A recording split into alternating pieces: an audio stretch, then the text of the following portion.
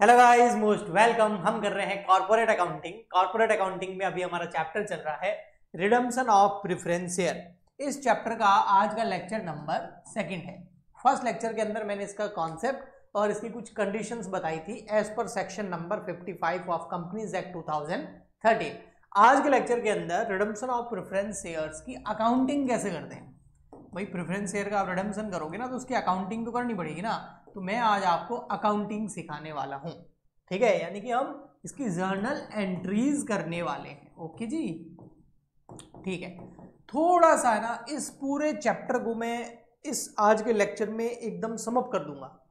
मतलब सारी की सारी जो जो ट्रीटमेंट हो सकते हैं, जो जो सिचुएशंस हो सकती है, वो पूरी मैं इसी लेक्चर में कवर करने की कोशिश करूंगा, ताकि एक ही लेक्चर में आपका पूरा चैप्टर जो है आपके मुट्ठी में आ जाए, यानी कि पूरा चैप्टर आपका पकड़ में आ जाए। उसके बाद जब हम इसके प्रैक्टिकल क्वेश्चन करें तो हमें ज़्यादा प्रॉब्लम नहीं हो। तो थोड़ा सा मैं स्लो चलूंगा, लेकिन सब कुछ कवर करना चाहूँगा। बस आपका साथ चाहिए। प्लीज़ ज़्यादा से ज़्यादा अभी लाइक कर दो, शेयर कर दो, सब्सक्राइब कर दो, कमेंट कर दो।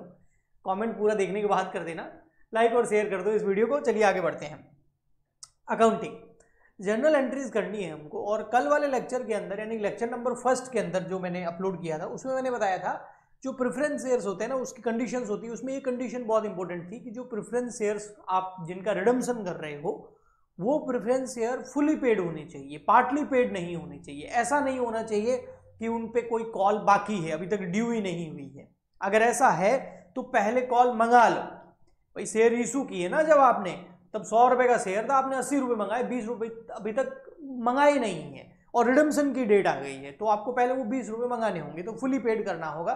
और फुली पेड करने की एंट्री जो है वो बहुत सिंपल है। तो ये कॉमन एंट्री है जो मैं करा रहा हूं। पार्टली पेड शेयर हो तो उसको क्या कर दो, फुली पेड कर दो। अब इसकी एंट्री क्या होगी, बहुत सिंपल एंट्री है भाई। पहले तो ड्यू करेंगे, तो प्रेफरेंस शेयर है तो हम लिखेंगे परसेंटेज प्रेफरेंस शेयर, क्योंकि प्रेफरेंस शेयर के आगे परसेंटेज होता है, क्योंकि प्रेफरेंस शेयर पर डिविडेंड की जो रेट होती है वो तो फिक्स होती है। ओके, तो प्रेफरेंस शेयर जो भी फाइनल कॉल है, अकाउंट डेबिट, ये एक तरह के इशू की एंट्री है। अगर पहले फुली पेड हो तो 100 रुपए का प्रेफरेंस शेयर है और 100 रुपए पहले मंगा लिए हो पूरे, तो application, allotment, first call, final call, सब कुछ कंपनी ने पहले मंगा लिए, तो फिर ये एंट्री करने की जरूरत ही नहीं पड़ेगी। अगर कोई कॉल बाकी है तो ये एंट्री होगी। तो preference share final call account debit to preference share capital, to preference share capital, ये तो हो गई आपकी ड्यू की एंट्री। फाइनल कॉल क्या हो गई, ड्यू। अभी मैं रिडम्पशन पे गया ही नहीं हूं, अभी तो मैं रिडम्पशन के लिए जो कंडीशन है उसकी एंट्री बता रहा हूं। ओके, ये हो गई आपकी फर्स्ट एंट्री किसकी, ड्यू की। अब सेकंड एंट्री क्या होगी भाई, प्रेफरेंस शेयर होल्डर जो भी होंगे वो फाइनल कॉल का पेमेंट कर देंगे आपको, तो बैंक अकाउंट डेबिट। ये सारी एंट्रियां जनरल के फॉर्मेट में करनी होती है, पर मेरे को यहाँ पर बहुत कुछ बताना है इसलिए मैं ऐसे ही कर रहा हूँ। तो बैंक अकाउंट डेबिट, और ये जो प्रेफरेंस शेयर फाइनल कॉल हमने अकाउंट ओपन किया था इसको क्लोज कर देंगे हम यहाँ पर, two percentage preference share final call. Okay जी, ठीक।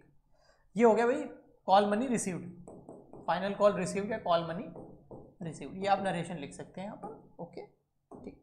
तो ये एंट्री हो गई। अगर पार्टली पेड शेयर है तो फुली पेड कर दो। अगर आपके पहले से ही जिन शेयर का आप रिडम्पशन कर रहे हो वो फुली पेड है, तो ये दो एंट्री करने की आपको जरूरत नहीं है। अब आ जाते हैं हम रिडम्पशन पर, और फर्स्ट एंट्री हम करेंगे redemption due, when redemption due. अब बहुत ध्यान से समझना आप, ठीक है, पूरा फोकस रखना। व्हेन रिडम्पशन ड्यू, भाई रिडम्पशन की ड्यू डेट आ गई तो ड्यू की एंट्री करनी पड़ेगी। अब एंट्री क्या करना है, जब हम शेयर इशू करते थे तो कैपिटल अकाउंट क्रेडिट होता था, है ना। अभी हम रिडम्पशन कर रहे हैं तो कैपिटल अकाउंट डेबिट हो जाएगा। ऐसा क्यों, क्योंकि जब हम शेयर इशू करते थे ना तो शेयर होल्डर का पैसा कंपनी के पास में आता था, तो कंपनी की लायबिलिटी बढ़ती थी, तो कैपिटल अकाउंट क्रेडिट होता था। अभी हम उनका पैसा वापस रिटर्न कर रहे हैं, रीपे कर रहे हैं, रीपेमेंट कर रहे हैं, तो कंपनी की लायबिलिटी खत्म हो रही है। और लायबिलिटी का रूल आपको बताइए, लायबिलिटी अगर बढ़े तो क्रेडिट करो, कम हो तो डेबिट करो। अब हम रीपेमेंट कर रहे हैं कैपिटल का प्रेफरेंस शेयर होल्डर को, तो प्रेफरेंस शेयर होल्डर की कैपिटल जो है, लायबिलिटी जो है, वो हो रही है कम, तो हम कैपिटल को क्या करेंगे, डेबिट। ओके जी, मॉडर्न रूल आपको पता ही होगा, मैंने स्टार्टिंग में बता दिया था कॉर्पोरेट अकाउंटिंग के चैप्टर नंबर 1 के अंदर। ठीक, तो हम यहाँ एंट्री कर देंगे परसेंटेज प्रेफरेंस शेयर। अच्छा, रिडम्पशन भी किस पे ड्यू कर रहे हैं? जैसे हम इशू दो तरीके से कर सकते थे ना, शेयर इशू करो या तो एट पार या फिर प्रीमियम पर, ऐसे कैसे रिडम्पशन भी तो दो तरीके से हो सकता है। बिल्कुल, रिडम्पशन दो तरीके से हो सकता है, एक तो हो सकता है एट पार और एक हो सकता है प्रीमियम। डिस्काउंट पे ना शेयर इशू होते हैं, ना ही डिस्काउंट पे रिडम्पशन होता है, क्योंकि कंपनीज एक्ट 2013 के अंदर वो प्रोहिबिटेड है, निषेध है। ओके जी, तो अगर हम रिडम्पशन कर रहे हैं एट पार, अगर रिडम्पशन एट पार कर रहे हैं तो एंट्री हो जाएगी percentage preference share capital account debit. बिल्कुल, ये आपकी कैपिटल हो गई कम, लायबिलिटी कम हो गई, क्योंकि आप रीपेमेंट कर रहे हैं जो भी पैसा लिया था उसका। ठीक है, हाँ, बट अभी तक ये पैसा दिया नहीं, ओनली कैपिटल खत्म करिए, लेकिन ये पैसा अभी पेमेंट करना बाकी है। तो प्रेफरेंस शेयर होल्डर को ये पैसा देना बाकी है, तो एक नई लायबिलिटी जनरेट हो गई कि भाई प्रेफरेंस शेयर होल्डर को पैसा देना है, और लायबिलिटी अगर बढ़ती है तो क्रेडिट करो। हम यहां पर कर देंगे preference share holder account. Okay, liability वाला रूल तो आपको पता ही है, फिर भी मैं, चलो कुछ नए स्टूडेंट हो डायरेक्ट देख रहे हो, बहुत बेसिक रूल है, मॉडर्न रूल क्लास 11th में पढ़ते थे। लायबिलिटी है क्रेडिट होती है, लायबिलिटी अगर बढ़े तो क्रेडिट करो और कम हो तो डेबिट करो, और एसेट्स जो होती है वो डेबिट होती है, और एसेट अगर बढ़ जाए, इंक्रीज हो जाए तो डेबिट कर दो, और एसेट अगर डिक्रीज हो जाए तो क्रेडिट कर दो। ठीक है, लायबिलिटी डिक्रीज हो जाए तो क्या कर दो, डेबिट कर दो। ये रूल है सिंपल सा, इसीलिए एक लायबिलिटी खत्म करी कैपिटल नाम की, तो लायबिलिटी कम हो गई तो मैंने डेबिट किया, और एक नई लायबिलिटी जनरेट कर दी, भाई प्रेफरेंस शेयर होल्डर को पैसा देना है, तो वो क्रेडिट हो गई क्योंकि लायबिलिटी बढ़ रही है। सिंपल है ना, ये देखो यहाँ पर कैपिटल डेबिट, खत्म लायबिलिटी, नई लायबिलिटी जनरेट तो क्रेडिट। तो लायबिलिटी बढ़े तो क्रेडिट करो, लायबिलिटी कम हो तो डेबिट करो। ओके जी, डिक्रीज हो तो डेबिट करो। ठीक, अगर हम रिडम्पशन करें किस पर, प्रीमियम पर, तो सर क्या एंट्री होगी? तो कैपिटल, तो अब दोनों में से एक होगा ना, दोनों एक साथ नहीं होगा। ठीक है, तो इसमें वही प्रेफरेंस शेयर कैपिटल डेबिट कर दो, percentage preference share capital account debit. इसके अलावा कल मैंने आपको बताया था फर्स्ट लेक्चर के अंदर, जब शेयर को इशू करते हैं प्रीमियम पे तो वो प्रॉफिट होता है, तो इशू करते टाइम हम सिक्योरिटी प्रीमियम अकाउंट को क्रेडिट करते हैं। लेकिन रिडम्पशन अगर प्रीमियम पे हो रहा है तो 100 की जगह 110 रुपए देने पड़ेंगे, ज्यादा देने पड़ेंगे, तो प्रीमियम हमारे लिए लॉस होता है। और as per nominal rule all losses and expense are debit, तो हम यहाँ पर डेबिट कर देंगे प्रीमियम, सिक्योरिटी प्रीमियम नहीं, प्रीमियम लिखेंगे, premium on redemption of preference share to, पैसे अभी तक दिए नहीं है, टू हो जाएगा preference share holder share holder. Okay, simple entry दो, ये होगी ड्यू कर दिया है हमने पैसा। अब प्रेफरेंस शेयर होल्डर को जब पैसा देंगे ना, चाहे यहाँ चाहे यहाँ, यहाँ हो सकता है 100 रुपए देने पड़े, यहाँ हो सकता है पर शेयर 100 और 10 रुपए का प्रीमियम 110 रुपए देने पड़ेंगे, तो चाहे 110 चाहे 100, दोनों ही केस में देखो प्रेफरेंस शेयर होल्डर क्या है, क्रेडिट। जब भी हम इनको रीपेमेंट करेंगे ये प्रेफरेंस शेयर होल्डर डेबिट हो जाएगा, क्योंकि लायबिलिटी खत्म हो जाएगी। जब तक हम पेमेंट नहीं करेंगे ये क्रेडिट रहेगा। अब यहाँ पर प्रेफरेंस शेयर होल्डर को जो पेमेंट करना है उसके 3 तरीके हैं, और तीनों के तीनों मैं यहाँ लूंगा। एक होता है आप आउट ऑफ डिविजिबल प्रॉफिट, एक होता है नए शेयर इशू करो, उससे जो पैसा आएगा उससे रिडम्पशन कर दो, प्रेफरेंस शेयर होल्डर को पेमेंट कर दो, और थर्ड एक और नया तरीका है कन्वर्जन वाला। अब क्या है, तीनों को एक एक करके समझते हैं। ठीक है, तो जी ओवरऑल हमको ये करना है कि ये जो प्रेफरेंस शेयर होल्डर है ना, इनको हमको पेमेंट करना है, इनको। अब ये पेमेंट करने के मेथड जो है वो 3 है।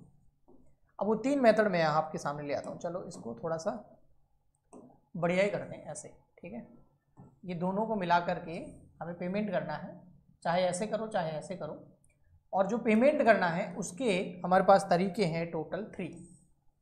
अब तीनों को एक एक करके हम समझते हैं। सबसे फर्स्ट हमारा जो तरीका है वो है आउट ऑफ डिविजिबल प्रॉफिट। कल हमने समझा भी था कि सर डिविजिबल प्रॉफिट क्या होता है। वो प्रॉफिट जो कंपनी का प्रॉफिट था और शेयर होल्डर में बांटना था, डिस्ट्रीब्यूट करना था, बट हमने शेयर होल्डर में एज अ डिविडेंड दिया नहीं और कंपनी के अंदर ही रिजर्व के रूप में रख दिया। तो उसको बोलते हैं आउट ऑफ डिविजिबल प्रॉफिट जो है आपको रिडम्पशन करना है, पेमेंट करना है प्रेफरेंस शेयर होल्डर को। तो सबसे पहले अगर आपके शेयर इशू हो रहे, रिडम्पशन हो रहे हैं आपके पार पर, तो ओनली प्रेफरेंस शेयर होल्डर को पेमेंट करना, 100 रुपए की व्यवस्था करनी। और अगर प्रीमियम पे आप रिडम्पशन कर रहे हो तो आपको ज्यादा व्यवस्था करनी होगी। तो दो चीजों की व्यवस्था करनी होती है। एक तो देखो यहां पर तो ओनली कैपिटल, लेकिन प्रीमियम पे हो तो कैपिटल और प्रीमियम दो चीजों की व्यवस्था करनी होती है। तो वो दो चीजों की व्यवस्था हम कैसे करेंगे? सबसे पहले हम कैपिटल की व्यवस्था करते हैं, ठीक है। तो कैपिटल की व्यवस्था जो प्रेफरेंस शेयर कैपिटल है ना, तो कैपिटल के लिए हम क्या करते हैं बेटा, सीआरआर बनाते हैं, कैपिटल रिडम्पशन रिजर्व बनाते हैं। अब कैपिटल रिडम्पशन रिजर्व क्यों बनाना पड़ेगा? क्योंकि देखो जो रिजर्व में यूज करने वाला हूं, डिविजिबल प्रॉफिट यूज करने वाला हूं, वो सारे डिविजिबल प्रॉफिट क्या क्या है, वो जनरल रिजर्व होगा, वो पीएनएल होगा, या कोई भी आपका रेवेन्यू रिजर्व होगा। तो बैलेंस शीट अगर आपको आती है तो आपको पता है कि बैलेंस शीट के अंदर इक्विटी एंड लायबिलिटी हेड के अंदर एक हेड होता है share holder fund. Share holder fund के अंदर 3 होते हैं, जिसमें फर्स्ट होता है शेयर कैपिटल और सेकंड नंबर होता है reserve and surplus. Reserve and surplus में क्या होते हैं, जनरल रिजर्व होता है, पीएनएल होता है और रेवेन्यू रिजर्व, कैपिटल रिजर्व सब होते हैं। तो वहां से मैं रिजर्व को निकालूंगा तो लायबिलिटी साइड जो है, रिजर्व साइड जो है वो कम होगी, और उसके बाद में एक नया रिजर्व बना दूंगा सीआरआर, तो वो वापस बढ़ जाएगी। तो बैलेंस शीट पर इससे कोई इफेक्ट नहीं आया होगा। जो मैंने बोला है, अगर आपको बैलेंस शीट अच्छे से आती है तो आपने पकड़ लिया होगा, ठीक है। चलिए हम प्रैक्टिकली करके देखते हैं। अब ये जो सीआरआर है, कैपिटल रिडम्पशन रिजर्व है, हाँ ये क्रिएट करना हमको, ठीक है।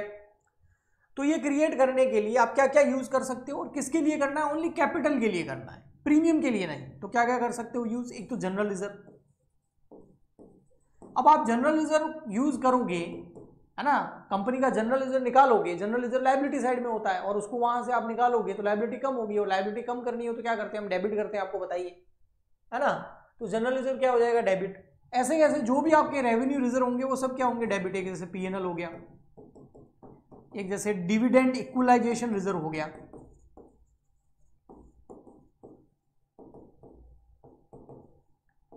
ठीक है। तो इन सबको हम डेबिट कर देंगे। और कोई भी revenue reserve, other revenue reserve, revenue reserve वो होते हैं जो कंपनी के प्रॉफिट से पैसा निकाल के उस रिजर्व में हमने डाला है। अगर प्रॉफिट से पैसा निकाल के उस रिजर्व में डाला है तो रेवेन्यू रिजर्व, और कहीं से पैसा आ रहा है तो वो कैपिटल रिजर्व होता है। और कैपिटल रिजर्व का हम यहाँ यूज नहीं कर सकते। जैसे फॉरफीचर किए हैं शेयर, वो पैसा पड़ा है, या कैपिटल रिजर्व वो पैसा पड़ा है। सिक्योरिटी प्रीमियम को भी यहाँ यूज नहीं कर सकते कैपिटल या सीआरआर बनाने के लिए, ओके। तो हमने क्या किया यहाँ पर, मैं थोड़ा सा ना एक प्रैक्टिकल एग्जांपल लेके चलता हूँ। हम यहाँ पर मान लेते हैं कि भैया ये जो है 1 लाख रुपए की हमको व्यवस्था करनी है, ठीक है। तो थोड़ा सा अच्छे से समझ में आएगा, ठीक है। और यहाँ तो जो है कैपिटल 1 लाख रुपए की और प्रीमियम है 10,000 रुपए का, तो टोटल 1,10,000 रुपए की व्यवस्था करनी, ठीक है। तो दोनों ही केस में कैपिटल कितनी है? वो तो 1 लाख ही है, और मैं यहाँ पर सबसे पहले कैपिटल की व्यवस्था कर रहा हूँ। अब ये कैपिटल का पैसा कहाँ से व्यवस्था कर रहा हूँ? मैंने जनरल रिजर्व से मान लेते हैं 50,000 रुपये निकाल दिए, पीएनएल से जो है मैंने 20,000 रुपये निकाल दिए, 10,000 रुपये मैंने यहाँ से निकाल दिए, और 20,000 रुपये यहाँ से निकाल दिए। तो देखो 50, 60, 70, 80, 90, 100, 1 लाख रुपये हो गए, 1 लाख की व्यवस्था हो गई। कोई बोले सर अगर पूरे के पूरे जनरल रिजर्व में मिल जाते तो आगे बढ़ते ही नहीं, हम जनरल रिजर्व से पूरे 1 लाख रुपये ले लेते और इसको कहाँ ट्रांसफर कर देते? सीआरआर में, यानी कि कैपिटल रिडम्पशन रिजर्व के अंदर, ओके। इसको हम सीआरआर बोलते हैं। वहां 1 लाख रुपए हमने क्रिएट कर दिए। हमने पता है क्या किया है, बैलेंस शीट की जो लायबिलिटी साइड होती है उसमें शेयर इक्विटी एंड लायबिलिटी होता है, फिर शेयर होल्डर फंड होता है, उसमें बी नंबर होता है रिजर्व एंड सरप्लस, है ना। अब रिजर्व एंड सरप्लस में से मैंने क्या किया, ये general reserve, PNL, dividend equalisation और अदर रिजर्व, इनसे 1 लाख रुपए यहां से माइनस कर दिए और फिर एक नया रिजर्व इधर जोड़ दिया। तो इसका मतलब 1 लाख रुपए गए, 1 लाख वापस नए रिजर्व से आ गए, कैपिटल रिडम्पशन रिजर्व। तो बैलेंस शीट पे कोई इफेक्ट नहीं पड़ा, और रिडम्पशन के केस में हम कैपिटल का रिडक्शन नहीं करते हैं, ओके। ठीक जी, आ गया समझ में? हाँ सर आ गया। सीआरआर बना दिया, क्यों? क्योंकि लीगल रिक्वायरमेंट है, आपको बनाना ही पड़ेगा। अगर आउट ऑफ डिविजिबल प्रॉफिट आप रिडम्पशन करोगे तो आपको सीआरआर बनाना पड़ेगा, ओके। अब अगर आपने जो रिडम्पशन करना है ओनली एट पार करना है तो ये एक एंट्री बहुत है, फिर हम आगे बढ़ जाएंगे। लेकिन अगर आप रिडम्पशन प्रीमियम पे कर रहे हो तो आपको ये 10,000 रुपए का जो प्रीमियम है ना, इसकी भी व्यवस्था करनी होगी, ओके। तो अगर ये है तो एक ही एंट्री होगी, ये है तो ये तो होगी वो तो 1 लाख रुपए की व्यवस्था हो ही गई, अब प्रीमियम की भी होगी। ओके जी, प्रीमियम की व्यवस्था करेंगे हम। अगर आपने शेयर इशू वाला चैप्टर अच्छे से करा हो तो एक मैंने टॉपिक कराया था, issue of shares on the terms of redemption of shares. Redemption के कंडीशंस पे शेयर को इशू करना, जिसमें क्या होता है, इशू करते टाइम ही पता होता है कि 10 साल 20 साल बाद में हम रिडम्पशन प्रीमियम पे करेंगे, और उस केस में जो प्रीमियम में फ्यूचर में लॉस होने वाला होता है उसकी व्यवस्था हम इशू करते टाइम कर लेते हैं। याद है आपको? अगर ये टॉपिक आपने देखा हो तो पूरा सेपरेट लेक्चर मैंने अपलोड कर रखा है। हाँ, वो इक्विटी शेयर लिया था, बात एक ही। तो प्रीमियम की व्यवस्था अगर पहले से ही हो रखी है तो नो प्रॉब्लम, तो आपको यहां पर ये जो प्रीमियम है ना, इसकी व्यवस्था करने की जरूरत नहीं है। अगर आपने इशू करते टाइम ही कंजर्वेटिज्म कॉन्सेप्ट को ध्यान में रख करके प्रीमियम की व्यवस्था पहले ही कर दी है तो आपको यहां करने की जरूरत नहीं है। लेकिन अगर आपने पहले प्रीमियम की व्यवस्था नहीं की है, कंजर्वेटिज्म कॉन्सेप्ट को नहीं ध्यान में रखा है, तो अब आपको करनी पड़ेगी। तो हम यहां पर क्या करेंगे, प्रीमियम की व्यवस्था करेंगे। ओके, अब प्रीमियम की व्यवस्था कहां से करेंगे बेटा? सबसे पहले तो आप प्रीमियम की व्यवस्था सिक्योरिटी प्रीमियम अकाउंट से कर सकते हो। सर आपने तो बोला सिक्योरिटी प्रीमियम को आप यूज नहीं कर सकते। हाँ, सीआरआर बनाने में कैपिटल का जो 1 लाख रुपए उसमें नहीं यूज कर सकते, प्रीमियम के लिए यूज कर सकते हो। तो सिक्योरिटी प्रीमियम अकाउंट से ले सकते हो पैसा, आप फिर जनरल रिजर्व से ले सकते हो, फिर आप पीएनएल से ले सकते हो, बाकी ये सारे यूज कर सकते हो। फिर आप डिविडेंड इक्वलाइजेशन रिजर्व, शॉर्ट में डीईआर बोलते हैं इसको, डीईआर, इससे कर सकते हो।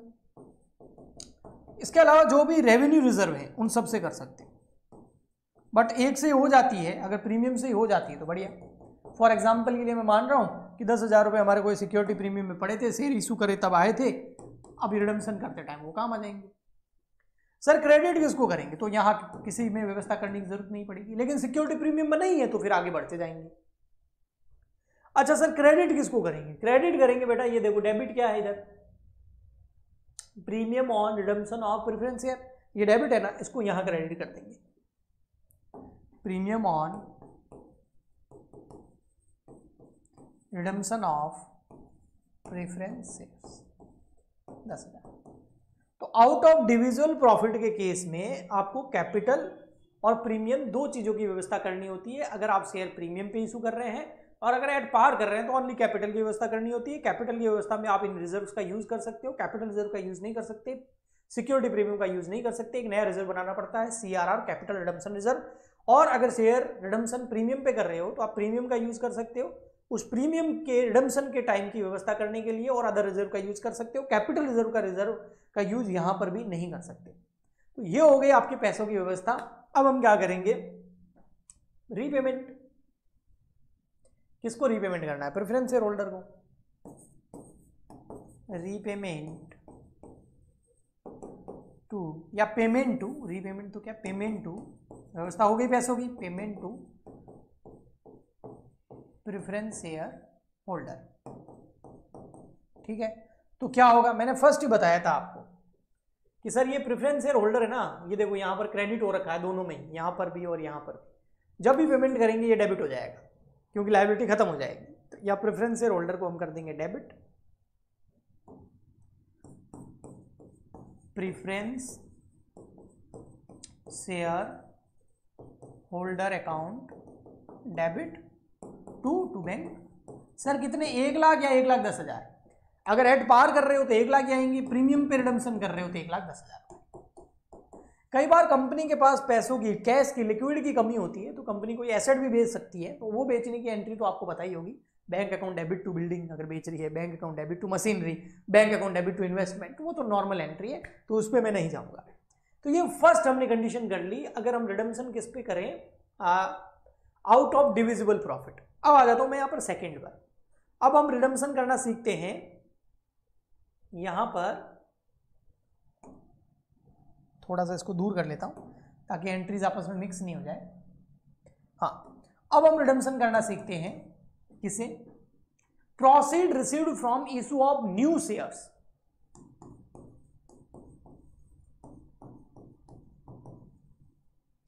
From issue of new shares, नए शेयर इशू कर दो, चाहे इक्विटी चाहे प्रेफरेंस, दोनों में से कोई भी कर सकते हो। नए शेयर इशू कर दो मार्केट में, वहां से जो पैसा आएगा वो प्रेफरेंस शेयर होल्डर को दे दो। तो नए शेयर इशू करने की एंट्री मुझे कराने की जरूरत है? मुझे नहीं लगता ऐसा कि मुझे कराने की जरूरत है। सर आपको क्यों नहीं लगता? क्योंकि भैया हम नए शेयर इशू करने का पूरा चैप्टर कंप्लीट कर चुके हैं, इसलिए मैं करवाऊंगा तो सही, लेकिन जल्दी जल्दी करवाऊंगा, ठीक है। नए शेयर डिस्काउंट में तो इशू कर नहीं सकते, शेयर वैसे भी डिस्काउंट पे इशू नहीं कर सकते, तो प्रीमियम पे या एट पार पे इशू कर सकते हैं, तो कर देते हैं। तो first entry share issue new, sorry क्या हो गया भाई, न्यू शेयर इशू। अब न्यू शेयर इशू जो करेंगे या तो करेंगे एट पार, तो उसमें सर क्या application, allotment, first call, final call होगा? अगर क्वेश्चन में दे रखा है तो सब होगा, अदरवाइज सिंपल एंट्री कर लो, बैंक अकाउंट डेबिट, पूरा का पूरा पैसा एप्लीकेशन अलॉटमेंट में मंगा दो, तो यहां कर देंगे equity share application and allotment. अगर सर प्रेफरेंस शेयर हुआ तो भैया प्रेफरेंस शेयर हो जाएगा, preference share, percentage preference share. ये प्रेफरेंस शेयर कौन से, जिनका रिडम्पशन कर रहे हैं वो है? नहीं, ये नए प्रेफरेंस शेयर इशू कर रहे हैं, रिडम्पशन कर रहे हैं, मान लेते हैं 10% वाला, यहां पर हम कर रहे हैं 15% वाले, ओके, एट पार। और प्रीमियम हुआ तो बहुत ईजी वो भी। अच्छा, इसकी बैंक की एंट्री करनी पड़ेगी ना, ये तो फर्स्ट एंट्री हुई है आपकी ड्यू की। अब सेकंड मतलब बैंक की एंट्री पहले हो जाती है एप्लीकेशन में, अब इसको कैपिटल में ट्रांसफर करना पड़ेगा। तो ये जो equity share application and allotment जो है वो डेबिट हो जाएगा, ठीक है ना। और अगर प्रेफरेंस शेयर हुआ तो प्रेफरेंस शेयर डेबिट हो जाएगा, preference share application and allotment. और टू क्या कर देंगे, कैपिटल, है ना। प्रेफरेंस शेयर हुआ तो preference share capital, equity share हुआ तो इक्विटी शेयर कैपिटल। देखो इसको मैं कैजुअली इसलिए ले रहा हूं क्योंकि मुझे पता है ये आपको आता है, इशू करना आपको आता है। ये एट पार हो गया, अब मैं प्रीमियम पे कर देता हूं इशू। अगर हम प्रीमियम पे इशू करेंगे, ऑन प्रीमियम, नए शेयर जो है प्रीमियम पे इशू कर रहे हैं, तो उस फर्स्ट एंट्री क्या होगी, वही बैंक अकाउंट डेबिट, ठीक है, टू इक्विटी शेयर या प्रेफरेंस शेयर जो भी है, equity share and preference share application and allotment. ये होगी आपकी पैसा रिसीव करने की। सेकंड हो जाएगी आपकी इसको कैपिटल में ट्रांसफर करने की, इक्विटी शेयर या फिर preference share application and allotment account debit. Premium है तो प्रीमियम क्रेडिट होगा, टू सिक्योरिटीज प्रीमियम, और टू हो जाएगा इक्विटी शेयर कैपिटल।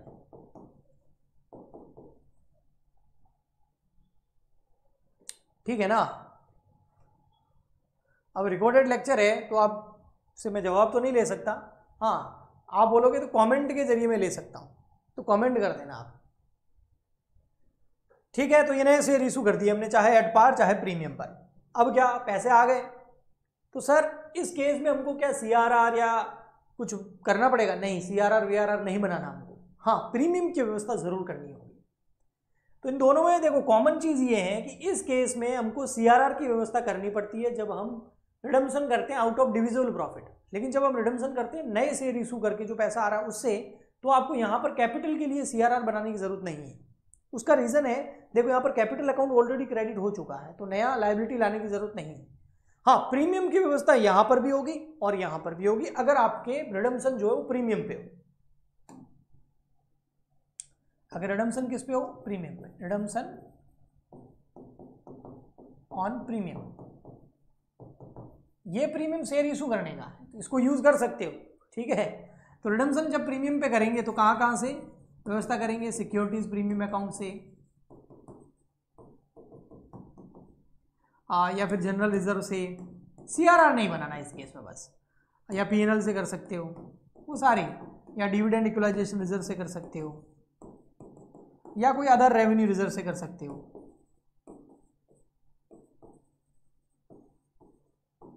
और टू क्या आ जाएगा? वही premium on redemption of preference share. जो फर्स्ट एंट्री में क्रेडिट है ना, सॉरी डेबिट है ना, उसको यहां मैंने आगे क्रेडिट किया। मैं इसकी बात कर रहा हूं, देखो आपको कंफ्यूजन है, इसकी बात कर रहा हूं मैं, 10,000।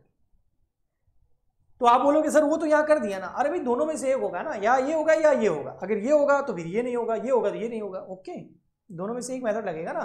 तो चलिए अब हम क्या करते हैं, इनको पेमेंट कर देते हैं। तो preference share holder account debit, यहां पर पेमेंट हो जाएगा प्रेफरेंस शेयर या payment to preference share holder. जो नए शेयर इशू करके पैसा आया ना, प्रेफरेंस शेयर होल्डर, उनको पे कर दो भाई, इसलिए तो नए शेयर इशू किए थे।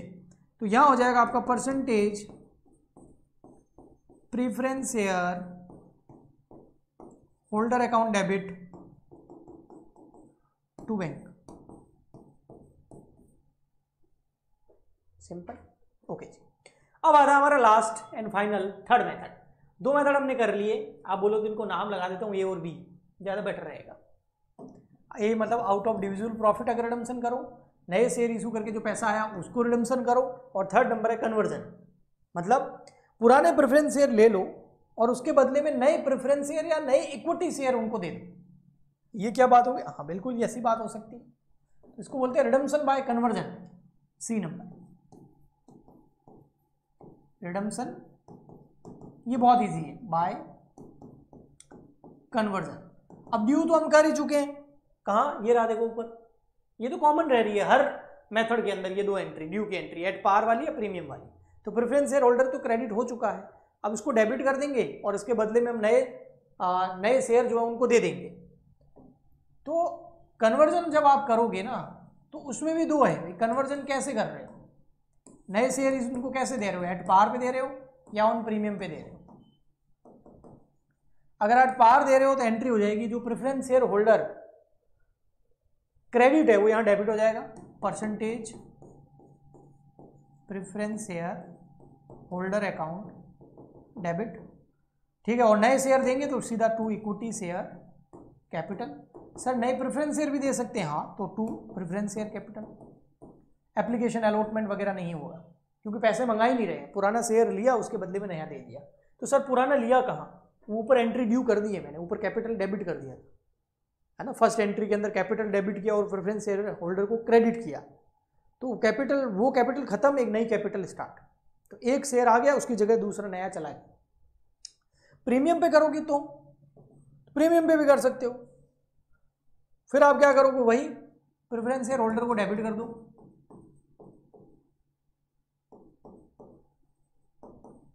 Account debit. अब नए शेयर इशू कर रहे हो तो सिक्योरिटी प्रीमियम क्रेडिट हो जाएगा, सिक्योरिटीज प्रीमियम।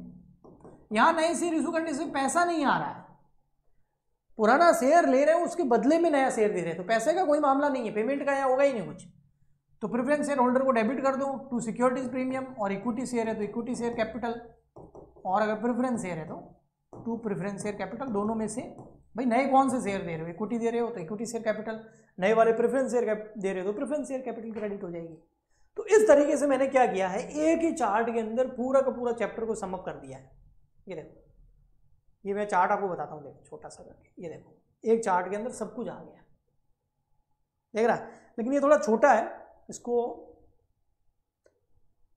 बड़ा करके आप वैसे नोट भी कर सकते थे साथ साथ में, अगर नहीं किया तो कोई बात नहीं, हमारा टेलीग्राम चैनल ज्वाइन कर लो।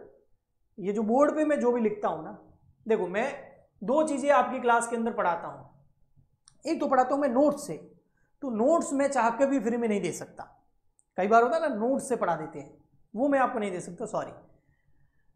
बट जो मैं यहाँ पर बोर्ड पर पेन से जो लिखता हूँ वो पीडीएफ में टेलीग्राम पे 100% अपलोड करता हूँ। पुराने वाले वीडियो नहीं, अब साल भर पुराने वाले वीडियो आप जाके देखो, मैंने वो सेव ही नहीं किया, वो नहीं, जो अभी लेटेस्ट वीडियो चल रहे हैं वो, ठीक है। तो आई होप आपको अच्छे से समझ में आया होगा। टेलीग्राम चैनल ज्वाइन कर देना, लिंक इस वीडियो के नीचे डिस्क्रिप्शन बॉक्स में मिल जाएगा। अगर आपको कॉर्पोरेट अकाउंटिंग का लाइव बैच ज्वाइन करना है तो हमारी ऐप डाउनलोड कर सकते हैं, वहां लाइव बैच फ्री नहीं है, वहां पर आपको फी पे करनी पड़ेगी, बट आप डिटेल में बहुत सारे क्वेश्चन सॉल्व कर सकते हैं, आपको होमवर्क मिलेगा, नोट्स मिलेंगे, सब कुछ मिलेगा, तो आप वो भी कर सकते हैं। और अगर आपको यूट्यूब पे पढ़ना है तो इसी तरीके के रिकॉर्डेड लेक्चर आपकी हेल्प के लिए आते रहेंगे। मिलते हैं नेक्स्ट लेक्चर में, आज के लिए इतना ही, तब तक के लिए good bye and thank you.